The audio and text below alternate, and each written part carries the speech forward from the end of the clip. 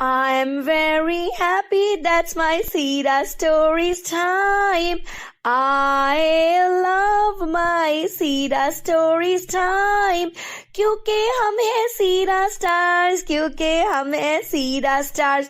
نبی ہمارے پیارے ہیں، نبی ہمارے پیارے ہیں، وہی ہمارے ہیرو ہیں، پیارے نبی ہمارے ہیں، ہمارے رول ماڈل ہیں، ہم کو سب سے پیارے ہیں. ان کی سیرہ پہ عمل کریں گے، ہم تو نبی کی راہ پہ چلیں گے، جو بھی سیرہ سے سیکھیں گے اس پہ عمل کریں گے، کیونکہ ہم ہیں Sierra Stars. Sierra Stars, we are Sierra Stars. We are on Prophet's way, learning lessons every day. Kind and loving, brave and true, Prophet told us what to do. Helping others, spreading light, doing good from morning to night. Seera stars shining bright, following the path that's right. I'm very happy, that's my Seera Stories time. I love my Seera Stories time. بسم اللہ الرحمن الرحیم. السلام علیکم ورحمۃ اللہ وبرکاتہ. میں ہوں آپ کی ہیپی سیرا ٹیچر ڈاکٹر زوبیہ نورین، اور آپ ہیں میرے پیارے پیارے سے سیرا سٹارز. پیارے بچوں، کیا آپ نے کبھی سوچا ہے کہ ایک گھر جہاں روشنی نہیں وہاں ایک چراغ جلا دیا جائے تو وہ گھر کتنا روشن ہو جائے گا نا؟ مکہ سے مدینہ کا سفر ایسی ہی روشنی کا سفر تھا. تو آج ہم سنیں گے وہ کہانی جب ہمارے پیارے نبی صلی اللہ علیہ وآلہ وسلم نے مکہ سے مدینہ کا سفر کیا اور دنیا میں روشنی پھیلانے کا سفر تیز تر ہو گیا. یہ کہانی ہے ہجرت مدینہ کی، جو قربانی، محبت اور اخوت کا سبق دیتی ہے. تو آئیں چلیں تاریخ کے اس حسین سفر پر. ہیپی سیرا سٹارز. مکہ میں کفار کے ظلم بڑھتے جا رہے تھے، لیکن اللہ کی روشنی لوگوں کے دلوں تک پہنچ رہی تھی. نبوت کے 11ویں سال حج کے موقع پر مدینہ سے 6 افراد مکہ آئے. یہ لوگ حزرج قبیلے سے تعلق رکھتے تھے. انہوں نے نبی صلی اللہ علیہ وآلہ وسلم سے ملاقات کی اور اسلام قبول کیا. نبی نے ان کے دلوں میں ایمان کی شمع روشن کی اور انہیں مدینہ واپس بھیجا کہ اپنے لوگوں کو اسلام کی دعوت دیں. اگلے سال مدینہ سے 12 افراد آئے اور انہوں نے بھی پیارے نبی کے ہاتھ پر اسلام کی بیعت کی. انہوں نے وعدہ کیا کہ وہ اللہ کے دین کی حمایت کریں گے اور نبی صلی اللہ علیہ وآلہ وسلم کے ہر حکم پر عمل کریں گے. یہ واقعہ بیعت العقبہ اولیٰ کے نام سے مشہور ہوا.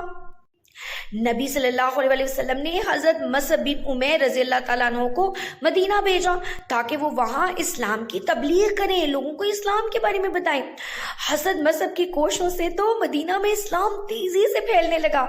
اور پتہ ہے 30 سال یعنی کہ نبوت کے 13ویں سال حج کے موقع پر مدینہ سے ٹوٹل 75 لوگ آئے تھے، جس میں سے 73 مرد تھے اور 2 فیمیلز بھی تھیں. یہ تھی بیعت عقبہ ثانیہ. ان لوگوں نے نبی صلی اللہ علیہ وآلہ وسلم کو مدینہ آنے کی دعوت دی اور وعدہ کیا کہ آپ کی حفاظت کریں گے جیسے وہ اپنے خاندان کی کرتے ہیں.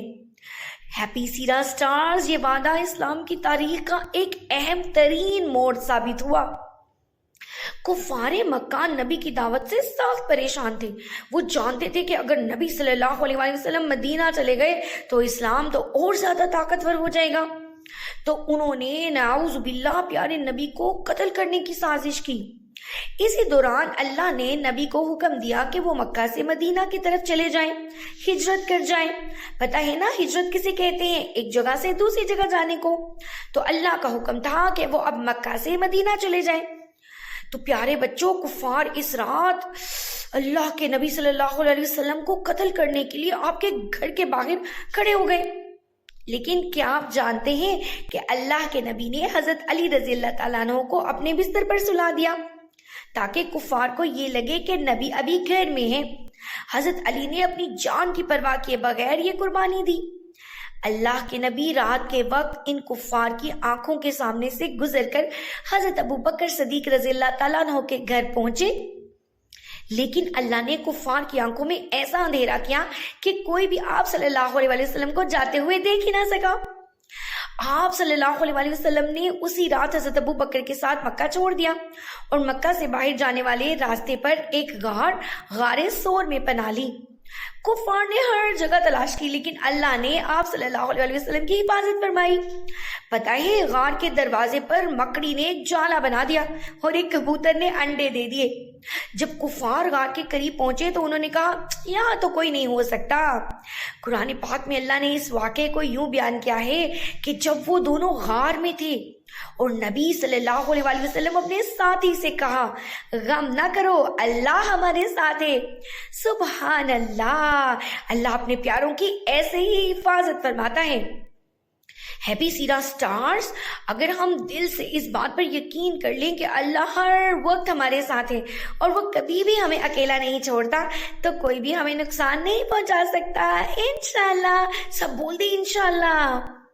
3 دن کے بعد اللہ کے پیارے نبی اور حضرت ابو بکر صدیق رضی اللہ تعالیٰ عنہ غار سے نکلے اور ایک رہنما عبداللہ کو راستہ دکھانے کے لیے لے لیا ساتھ۔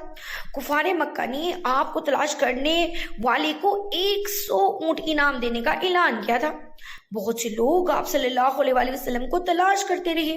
ان میں سے ایک شخص جس کا نام سراقہ تھا آپ صلی اللہ علیہ وسلم کے قریب پہنچ گیا، لیکن اللہ کی مدد یوں ظاہر ہوئی کہ اس کا گھوڑا ریت میں دھنس گیا۔ یہ دیکھ کر وہ ڈر گیا اور اس نے اللہ کے پیارے نبی صلی اللہ علیہ وسلم سے معافی مانگی اور وعدہ کیا کہ وہ کسی اور کو آپ کے راستے کا نہیں بتائے گا۔ اللہ کے پیارے نبی نے نہ صرف اسے چھوڑ دیا بلکہ اسے بہت خوش بھی کر دیا۔ اسے ایک خوشخبری سنائی کہ ایک دن وہ ایران کے بادشاہ کے کنگن پہنے گا۔ تو پیارے بچوں، اللہ کے پیارے نبی صلی اللہ علیہ وسلم کو اللہ کے دین پر، اللہ کی مدد پر پورا بھروسہ تھا۔ آپ جانتے اور مانتے تھے کہ اللہ کا دین ہی سچا ہے اور وہی غالب آئے گا۔ اور مزے کی بات بتاؤں آپ کو پیارے سیرا سٹارز، کہ آپ صلی اللہ علیہ وسلم کی بات بالکل سچ ثابت ہوئی۔ حضرت عمر فاروق رضی اللہ تعالیٰ عنہ کے دور میں مسلمانوں نے ایران فتح کر لیا تو ایران کے بادشاہ کسرا کے کنگن بھی مسلمانوں کے پاس آئے، جو حضرت عمر نے سراقہ کو پہنائے اور اللہ کے پیارے نبی کی بات کو پورا کیا۔ اب سب میرے ساتھ بولیں اللہ اکبر۔ مدینہ کے قریب قبا نام کی ایک بستی ہے۔ اس مقام پر اللہ کے پیارے نبی نے چند دن قیام کیا۔ یہاں آپ صلی اللہ علیہ وسلم نے اسلام کی پہلی مسجد قبا تیار کی۔ یہ مسجد آج بھی مسلمانوں کے لیے ایک مقدس مقام ہے۔ پیارے بچوں، جب نبی مدینہ پہنچے تو لوگ خوشی سے جھوم اٹھے۔ لوگ کئی دن سے آپ صلی اللہ علیہ وسلم کے انتظار میں تھے۔ انہوں نے دل کی پوری خوشی سے آپ کو خوش آمدید کہا۔ بچے نعتیں پڑھتے رہے، وہ گا رہے تھے طلع البدر علینا، کہ آج ہم پر 14ویں کا چاند طلوع ہوا۔ سبحان اللہ۔ مدینہ والوں نے آپ کا شاندار استقبال کیا اور آپ کو اپنے گھروں میں جگہ دینے کی پیشکش کی۔ پیارے نبی نے فرمایا میری اونٹنی کو چھوڑ دیں، یہ اللہ کے حکم سے رکے گی۔ آپ صلی اللہ علیہ وسلم کی اونٹنی جس کا نام قصوہ تھا ایک جگہ رکی اور وہ جگہ حضرت ابو ایوب انصاری کا گھر تھا۔ آپ صلی اللہ علیہ وسلم نے اسی گھر کو اپنے رہنے کے لیے چنا۔